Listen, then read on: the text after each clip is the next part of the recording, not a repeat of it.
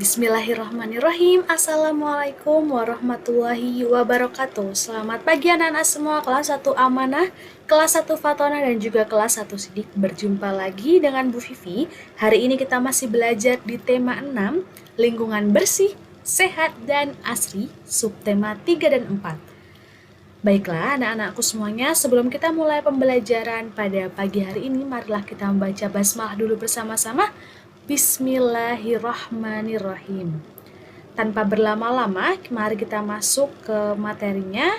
Dan sebelumnya silakan anak-anak untuk menyiapkan semangat pagi hari ini supaya bisa menyerap ilmu yang akan Ibu sampaikan ya. Nah, anak-anakku, kira-kira apa yang akan kita pelajari hari ini? Tentunya kalau dengan Bu Vivi kita akan belajar mata pelajaran Bahasa Indonesia dan juga SBDP. Untuk Bahasa Indonesia, kita akan belajar KD 3.8 tentang ungkapan pemberitahuan. Dan yang kedua adalah SBDP. Untuk SBDP, kita akan belajar 2 KD. Yang pertama, KD 3.1 tentang karya seni dari bahan lunak dan juga KD 3.4 tentang karya seni dari bahan alam. Baiklah, langsung saja kita masuk ke materi yang pertama. Materi yang pertama adalah Bahasa Indonesia. Nah, jadi anak-anak, tadi sudah disampaikan di awal untuk Bahasa Indonesia kita akan belajar tentang ungkapan pemberitahuan. Sebelum kita mencari tahu apa itu kalimat atau ungkapan pemberitahuan, mari kita baca dulu bersama-sama percakapan yang ada di layar kalian. Di sini ada bapak-bapak dari pengurus RT yang sedang bercakap-cakap. Nah, di sini ada Pak RT nih yang menyatakan atau berbicara seperti ini anak-anak. Hari Minggu ini kita akan bekerja bakti. Kita harus segera membersihkan sampah-sampah di selokan agar desa kita tidak banjir. Kemudian, Bapak pengurus yang lain menjawab, "Baik Bapak RT, saya akan memberitahu warga lain agar mereka bisa meluangkan waktunya di hari Minggu." Nah, itu jawabannya. Kira-kira dari percakapan ini apakah ada ungkapan pemberitahuan ya?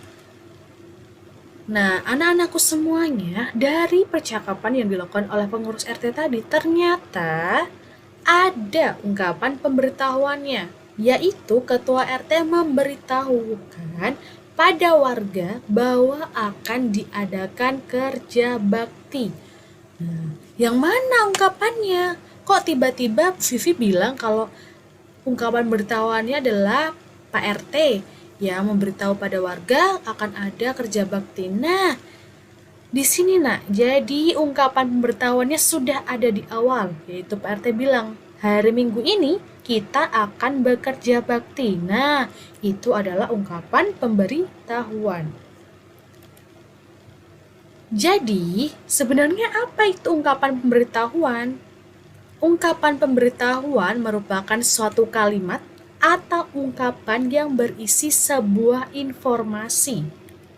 Nah, ungkapan pemberitahuan ini bertujuan supaya bisa memberitahukan sesuatu yang penting bagi orang lain.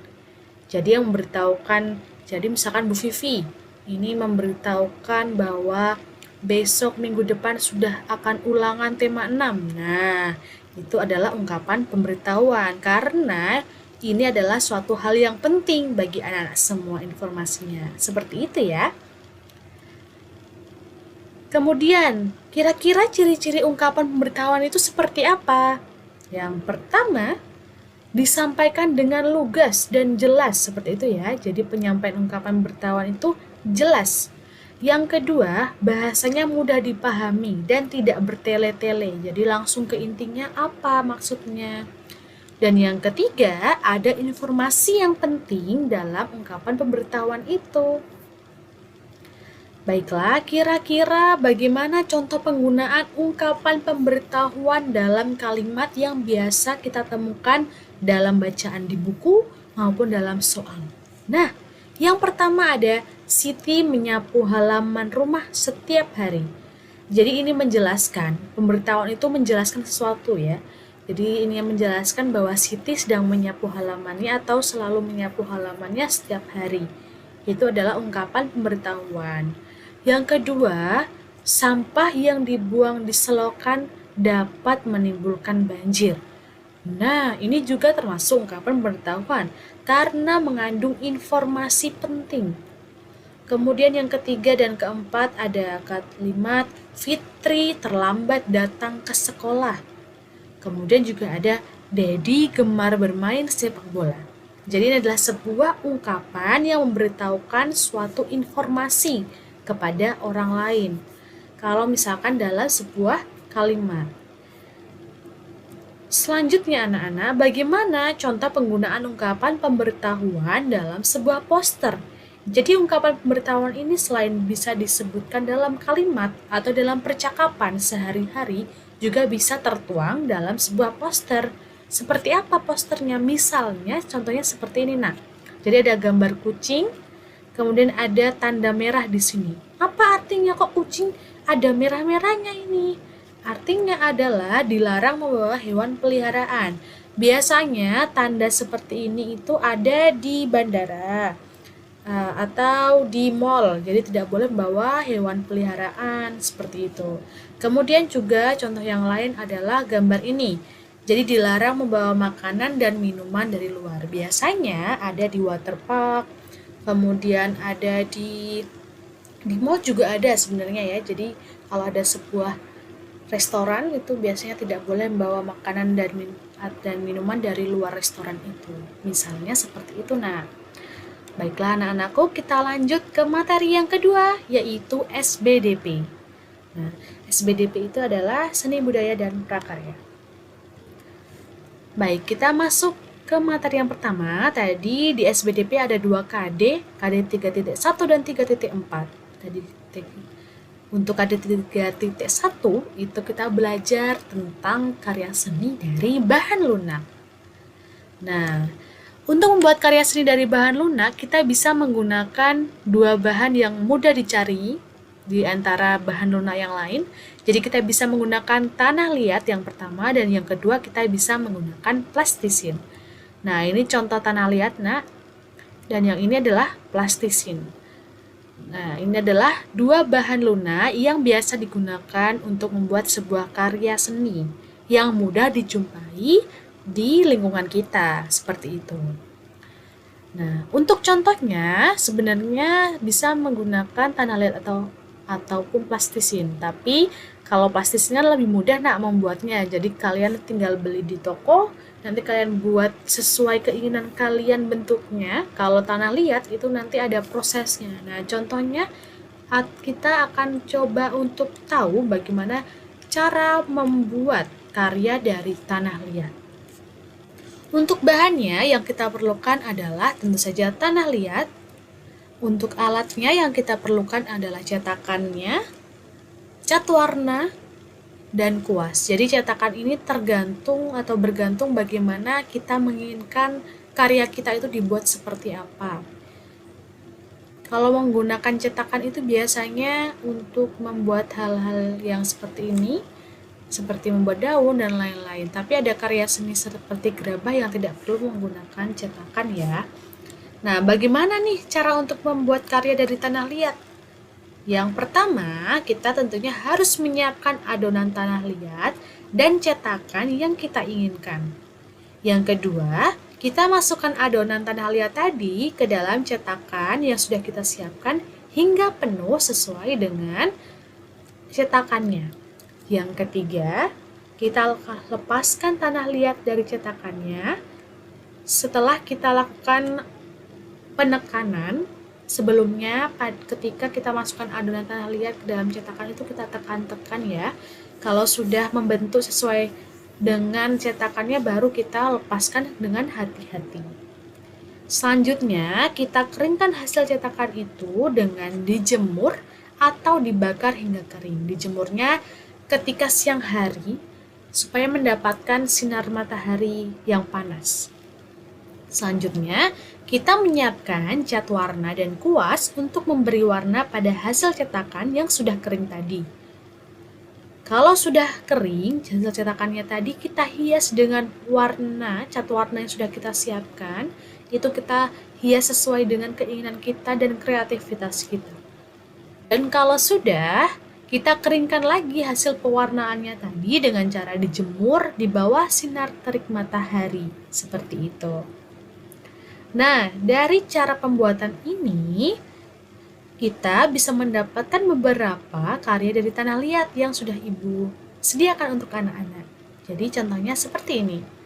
Kita bisa membuat daun dengan cetakan yang kita buat. Kita bisa membuat gajah, ini tidak perlu cetakan ya.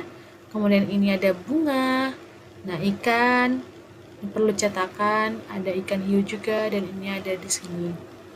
Anak-anak juga bisa membuat sebuah karya seperti tempat pensil dari tanah liat maupun yang lainnya ya. Kemudian, tadi kan Bu Vivi bilang ya di awal kalau untuk bahan lunak itu kita bisa menggunakan antara tanah liat ataupun plastisin yang mudah dijumpai atau mudah kita cari di lingkungan sekitar kita. Nah, kalau misalkan kita membuat karya seni dari plastisin, bagaimana ya hasilnya? Nah, hasilnya seperti ini. Nah, ini contoh karya dari plastisin, jadi lebih mudah mencarinya dan sudah berwarna kalau plastisin itu. Dia bahannya lunak, hampir sama dengan ketika kita membuat lempung terigu. Nah, di sini sudah ada karya-karya yang dibuat dari plastisin ya. Nah, ada buah-buahan, makanan, hewan, mobil-mobilan, seperti itu. Sesuai dengan kreativitas kita membuatnya. Kemudian yang kedua, kita belajar tentang membuat karya dari bahan alam. Bahan alam itu adalah bahan yang berasal dari tumbuhan atau dari hewan yang kita jumpai di sekitar kita. Nah, dari bahan alam tadi kita bisa membuat menjadi sebuah karya. Baiklah anak-anak, untuk KD ini, kira-kira anak-anak pernah nggak ya melihat benda yang akan Bu Vivi tunjukkan di sini? Nah, pernahkah kamu melihat benda ini? Kira-kira apa ya benda ini? Coba kalian teriakan, benda apa ini? Vivi belum dengar. Ya, benar sekali anak-anakku semuanya. Benda ini adalah kemoceng. Yang sudah menjawab kemoceng, selamat kamu benar. Dan yang belum menjawab kemoceng atau sulak, mohon maaf ya. Jadi kemoceng atau sulak ini kira-kira dibuat dari apa? Kenapa dia bisa seperti itu bentuknya? Nah, anak-anak, ternyata kemoceng ini dibuat dari hewan ini, Nak. Apanya, Bu Vivi? Dari mananya ya kira-kira? Nah, jadi kemoceng atau sulak ini yang biasa kita sebut sulak kalau di rumah, itu kita buat atau dibuat dari bulu ayam. Nah, jadi bulu-bulu ayam ini yang sudah mati biasanya dikumpulkan. Nah, ini bisa dibuat menjadi sulak atau kemoceng. Seperti itu ya. Jadi salah satu bahan alam yang bisa kita gunakan menjadi sebuah karya adalah bulu ayam. Kalau anak-anak di rumah punya bulu ayam. Kalau anak-anak di rumah memiliki ayam, angsa atau burung, itu biasanya burung hias ya, itu biasanya ada kan bulu-bulu yang jatuh. Nah, itu bisa kita gunakan untuk membuat sebuah karya. Baiklah, bagaimana kira-kira cara membuat karya dari bulu ayam? Gimana Bu Vivi kok bisa bulu ayam dibuat sebuah karya? Nah, di sini ya. Jadi, sebelum kita siapkan caranya, kita harus siapkan bahan dan alatnya. Bahannya yang perlu kita siapkan adalah tentu saja bulu ayam, dan yang di sini adalah yang selanjutnya adalah pita.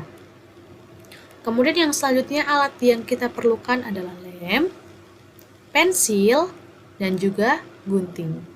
Nah, di sini nanti kita bisa untuk membuat karya yang sederhana saja ya, itu membuat hiasan untuk pensil. Jadi sebenarnya banyak sekali hasil karya yang bisa dibuat dari bulu ayam. Tapi Bu Vivi contohkan di sini adalah membuat hiasan untuk pensil. Yang pertama, cara yang harus kita lakukan adalah kita siapkan dulu bulu ayamnya, pensil, lem, kain, atau pita, dan juga gunting. Jadi alat dan bahannya kita siapkan terlebih dahulu. Selanjutnya, kita berikan lem di sekeliling pensil bagian atas ya. kita kasih lem fox seperti itu yang biasanya bisa digunakan. Kemudian yang ketiga, kita tempelkan bulu ayam pada bagian yang sudah diberi lem. Jadi di bagian atasnya itu kita kasih bulu ayam, dan juga bisa untuk bulu ayamnya kita warnai dulu sebelumnya.